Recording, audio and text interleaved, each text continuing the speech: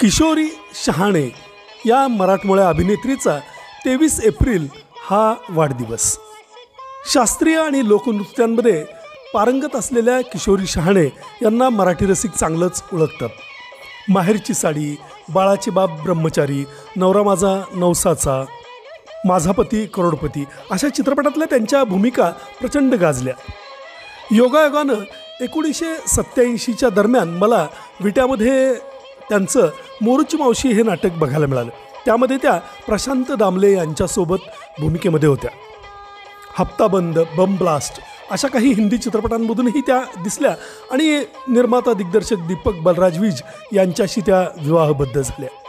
घर एक मंदिर, जस्सी जैसी कोई नहीं, सिंदूर अशा काही मालिकांमधूनही त्या चांगल्याच लोकप्रिय झाल्या। ऐका दाजीबा या मराठी चित्रपटाची त्यांनी निर्मिती केली।